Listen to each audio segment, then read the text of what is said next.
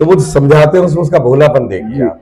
वो कहता है साहब ऐसे समझ लो जज साहब कि आपकी अम्मा मेरे पिताजी को बैठ जाए, जी बैठ जाए माने शादी कर ले, आपकी अम्मा मेरे पिताजी को बैठ जाए जी और आप संगावो तो आप मेरे चौहरा भय। आजादी के बाद जो अधिनियम बने जी उनमें सबसे प्रभावी अधिनियम के पहले सूचना जिस विभाग से मांगी जाती है वो विभाग देता है। जी अगर वो विभाग नहीं देता है जन सूचना अधिकारी, तो उसकी अपील के लिए एक अपीली अधिकारी होता है, वहां वो व्यक्ति जा सकता है। कुछ रूल्स रेगुलेशन भी होते हैं कि किस तरीके की सूचनाओं को देना वर्जित माना जाएगा, इसके बारे में सर थोड़ा सा के अलावा मैंने 3 पुस्तकें लिखी हैं, आपकी जानकारी में है। तेवर, पाथे और जो जिला बदाऊं है, तो बहुत ही चर्चित हो रही है, बहुत ही लोगों में पसंद की जा रही है। संघर्ष के मार्ग पर जो वीर चलता है वही संसार को बदलता है। जिसने अंधकार, मुसीबत और खुद से जंग जीती, सूर्य बनकर बहे निकलता है। तो आइए आपको मिलवाते हैं वरिष्ठ अधिवक्ता, समाज सेवक, विचारक, लेखक और वर्तमान में राज्य सूचना आयुक्त पद पर चयनित स्वतंत्र प्रकाश गुप्ता से। सर, आज हमारा पहला सवाल आपसे ये रहेगा, बदायूं की जनता राज्य सूचना आयुक्त के बारे में कम जानती है थोड़ा, तो राज्य सूचना आयुक्त के पद के बारे में सर्वप्रथम सर जानना चाहेंगे आपसे। देखिए, जो सूचना का अधिकार अधिनियम है 2005 जी, उसमें यह अधिनियम अपने आप में एक स्वतंत्र अधिनियम है जी। उसमें कौन सुनेगा, कैसे सुनेगा, प्रदेश स्तर पर क्या होगा जी, ये सारा वर्णन है जी। तो उस अधिनियम के तहत ही हर प्रदेश में राज्य सूचना आयोग का गठन होता है जी। और राज्य सूचना आयोग में जो लोग सुनवाई करते हैं उनको हम राज्य सूचना आयुक्त कहते हैं जी। तो हमारे उत्तर प्रदेश में एक मुख्य सूचना आयुक्त और 10 राज्य सूचना आयुक्त हैं जी। उनमें से एक मेरा चयन इस पद पर हुआ जी। सर, हमने तो ये भी सुना है राज्य सूचना आयुक्त जब आप पदभार ग्रहण करते हैं तो 20-20, 25-25 हजार फाइलों का कार्यभार आपको संभालना होता है, उसके बारे में आप क्या कहना चाहेंगे? नहीं, वो तो राज्य सूचना आयोग के समक्ष जो पत्रावलियां लंबित हैं, तो चूंकि अभी बीच में कुछ दिन आयोग खाली भी रहा था जी, तो थोड़ी सी पेंडेंसी बढ़ गई है, लेकिन अब चूंकि पूरा आयोग गठित हो गया है जी, कोई वैकेंसी नहीं है, पूरा का पूरा आयोग काम करेगा, तो हमें लगता है बहुत जल्दी शीघ्र निपटारा हो जाएगा। मतलब आपकी तरफ से जितनी भी फाइलें होंगी उनका शीघ्रता से निपटारा हो। सर, हम आपसे ये भी जानना चाहेंगे, एक राज्य सूचना आयुक्त के तौर पर वर्किंग कार्यप्रणाली क्या होती है, ये भी सर हमारे दर्शकों के लिए कुछ बताएं। देखिए, राज्य सूचना आयोग जो है, लोगों को सूचना अधिकार अधिनियम के बारे में अब तो काफ़ी जागृति है जी, और मैं ये भी कहता हूँ कि आज़ादी के बाद जो अधिनियम बने जी, उनमें सबसे प्रभावी अधिनियम सूचना का अधिकार अधिनियम जी। इससे पहले सूचना प्राप्त करने का कोई अधिकृत तरीका नहीं था जी, और इधर उधर से अगर कोई सूचना प्राप्त हो जाती थी उसको कहीं प्रयोग में नहीं ला सकते जी। तो सूचना का अधिकार अधिनियम के बाद लोगों में जागरूकता आई है, लोग अपने अधिकार जाने हैं और लोग विभिन्न विभागों से संबंधित सूचनाएं अधिकार पूर्वक मांगते हैं। अब सूचना आयोग का जो काम है राज्य स्तर पर वो तो ये है कि पहले सूचना जिस विभाग से मांगी जाती है वो विभाग देता है। अगर वो विभाग नहीं देता है जन सूचना अधिकारी तो उसकी अपील के लिए एक अपीली अधिकारी होता है, वहां वो व्यक्ति जा सकता है। एक निश्चित समय उतने दिनों में अगर उसको सूचना ना दी जाए या उसकी अपील का निस्तारण ना हो तो वो सीधे हमारे पास आ सकता है, या सूचना उसको स्पष्ट ना दी जाए तो वो आ सकता है।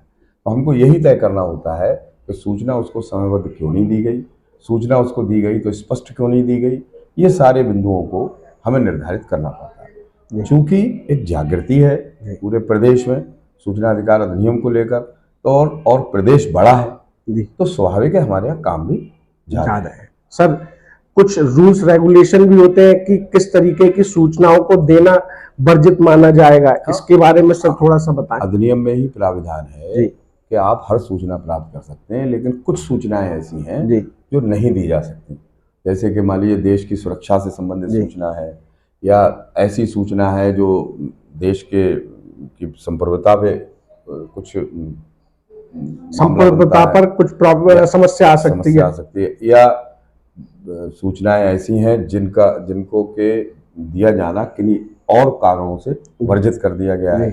कुछ वर्जित जो की गई हैं वो एक्ट में भी की गई हैं, जी तो उनको छोड़कर जी बाकी सारी सूचनाएं कोई भी व्यक्ति, आम आदमी मांग मांग सकता सकता है। है। प्रोसीजर बहुत आसान है, कोई बहुत लेंदी प्रोसीजर नहीं है, जी। कोई बहुत लेंदी फार्मूला नहीं है, कोई लेंदी प्रोफार्मा नहीं है। बहुत आसान तरीके से सूचनाएं मांग सकता है। 10 रुपए का पोस्टल ऑर्डर लगता है, पोस्टल ऑर्डर ना मिले तो 10 रुपए का नोट भी लगा सकते हैं जी और वो आराम से सूचनाएं मांगी जा सकती हैं। तो सूचना का जो अधिकार अधिनियम ये बनाया गया है, जी ये आम आदमी के लिए बनाया गया है, इसलिए इसलिए इसमें कोई तकनीकी ज़्यादा बात नहीं है, बहुत सरल प्रक्रिया है सूचना मांगी जाती सर, एक और सवाल आता है तात्कालिक पृष्ठभूमि से। इस समय इलेक्ट्रॉनिक बॉन्ड का बहुत बड़ा इशू, मुद्दा चल रहा है देश के अंदर। क्या किसी भी पार्टी से इलेक्ट्रॉनिक या इलेक्शन वाले जो बॉन्ड हैं इन पर सूचना प्राप्त की जा सकती है? है। की गई ना, जी की गई और आपके सामने उसी के आधार पर आगे कार्रवाई चल रही, जी। की गई थी। राज्य सूचना आयुक्त के तौर पर सर आपका कार्यकाल कितना रहता है? पदभार ग्रहण करने से लेकर जी 3 वर्ष का कार्यकाल रहता है या 65 वर्ष की अवस्था, अधिकतम आयु जो पहले हो। जी तो वैसे ये तो एक प्रावधान लगा है आयु का, लेकिन सामान्य तौर पे आप ये माने कि 3 वर्ष का कार्यकाल रहता है। ये नया अमेंडमेंट है, इस नए अमेंडमेंट से 3 साल का कार्यकाल सूचना आयुक्तों का कर दिया गया है। जी सर, बदायूं जनपद पिछड़ा हुआ माना जाता है और बदायूं से आप राज्य सूचना आयुक्त चयनित हुए। आज का अगर युवा कोई आपके पद तक पहुंचना चाहे तो आप क्या उस युवा को संदेश देंगे? नहीं तो वो तो हमारी चयन की प्रक्रिया देख सकता है। जी 39 क्या लगभग 40 साल पूरे हो गए, जी प्रैक्टिस की है मैंने, डिस्ट्रिक्ट सेशन कोर्ट में वकालत की है, जी कानून का पूरा सम्यक जितना हो सकता था अध्ययन किया है। जी इसके अलावा मैंने 3 पुस्तकें लिखी जी। हैं, आपकी जानकारी में जी। है। तेवर, पाथे और जो जिला बदायूं है तो बहुत ही चर्चित हो रही है, बहुत ही लोगों में पसंद की जा रही है। लगभग 400 साढ़े 400 आर्टिकल मेरे छपे। जी इसमें भी जो विधि के विषय हैं उसमें मेरे नियमित रूप से एक 10 साल तक अमर उजाला में आर्टिकल छपते रहे। जी इसके अलावा एक अपना अखबार है यहाँ, अपना अमर प्रभात, जी उसका मैं लगभग 15-20 वर्षों से साहित्य संपादन करता हूँ। उस जी। अखबार की को स्थापित भी मैंने किया था। जी तो जब विभिन्न उसमें है ये कि eminent person in the field of law, journalism और राइटिंग, जी एडमिनिस्ट्रेशन, जी तो ये सारी बातें हैं। तो एक इमिनेंट पर्सन होने को अपनी एक्टिविटीज़ बढ़ानी पड़ेंगी, जी अपने आप को अच्छे ढंग से स्थापित करना पड़ेगा, जी। तो किसी भी व्यक्ति का चयन हो सकता है। कोई ऐसी सर, मेरा ये प्रश्न पूछने का कारण ये था, आज का युवा बहुत जल्दी अपने मार्गों से भटक जाता है और भटकाव उसमें देखा जाता है। अगर वो अपने किसी कार्य की प्राप्ति के लिए, लक्ष्य के लिए निरंतर प्रयास करता रहे तो कहीं ना कहीं वो पा सकता है। आज के युवा भटके ना, इसके लिए आपका क्या संदेश होगा? कंसंट्रेट तो करना पड़ेगा, कंसंट्रेट करना पड़ेगा। आप जो भी काम करते हैं जी उस काम को ईश्वरीय कार्य मान के करें, जी तो उससे थकान भी कम होती है। सफलता का गर्व नहीं होता, जी असफलता से निराशा नहीं होती। जी। तो अगर ईश्वरीय कार्य मानकर कि मेरा दायित्व ईश्वरीय दायित्व है, मेरा कर्तव्य, मैं जहाँ भी हूँ, जो भी हूँ, वो मैं ईश्वर का काम कर रहा हूँ, ऐसा मान के अगर आदमी करेगा तो उसे अच्छे रिस्पांस मिलेंगे और अच्छे ढंग से वो काम कर सकेगा। जी सर, जाते जाते आपसे मैं अंतिम प्रश्न करना चाहूंगा। जो जिला बदायूं आपने एक पुस्तक लिखी, उस पुस्तक का विशेष कोई आपको वाक्य याद हो लिखते समय का, वो हम अपने पुस्तक में तो सब विशेष है, ऐसा समझ लो। जी मैंने कोशिश ये की है कि बदायूं की जो गंध है, सुगंध है, जी उसको किताब के रूप में पेश करूं। जी और ऐसा प्रभु ने मेरी सुनी कि वो ऐसी चीज बन गई जी कि वाकई बदायूं के लोगों की मानसिकता, बदायूं के लोगों का भोलापन, जी बदायूं की सादगी, जी ये सारा उस किताब में कैद हो गया है। जी तो ऐसे ऐसे किस्से हैं, जैसे मेरा एक विषय ऐसा है जो मैंने इतना काफी अपने स्तर से साहित्य का अध्ययन किया है, जी लेकिन उस विषय को लोगों ने टच नहीं किया। जी जैसे हमारे घर के बाहर चबूतरे होते थे, जी तो उन चबूतरों पर क्या बातें होती थी जी और उन बातों में कितना आनंद है। तो इस तरीके के 5 अलग अलग तरीके के चबूतरे मैंने लिखे हैं, जी वो पढ़ने योग्य हो गए जी। हैं। ऐसे ही बदायूं की अदालतों के भी किस्से हैं, जी रोचक किस्से। जी जैसे मान लीजिए एक शब्द है, मैं अब आपने कही है तो बता देता हूँ। एक शब्द है, जी अपने यहाँ बोला जाता है, बदायूं में जिले में खूब प्रयोग किया जाता है, चहोरा। जी अब बाहर का जस तो उसे जानता नहीं, जी तो वो समझना चाह रहा था, वकील साहब उसको समझा रहे थे कि चौहरा क्या होता है, जी लेकिन वो समझा नहीं पा रहे थे। तो विटनेस बॉक्स में यानी गवाह के रूप में जो व्यक्ति खड़ा था, जी उसने कहा साहब मैं समझाऊं जज साहब आपके लिए। जी अब जज साहब को वो शब्द समझना बहुत जरूरी था, जी तो उन्होंने कहा अच्छा तुम समझाओ। तो वो समझाते हैं, उसमें उसका भोलापन देखिए जी। आप।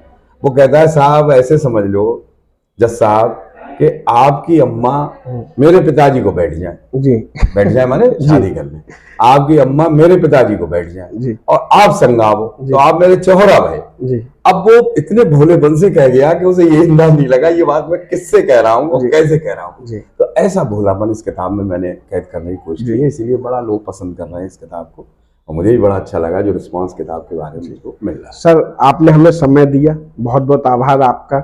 और मैं चाहूंगा आगे भी हम जो जिला बदायूं पर एक प्रोग्राम आपसे करेंगे, और उसमें से आपने एक वाक्य सुनाया, हमें इतना मजा आया।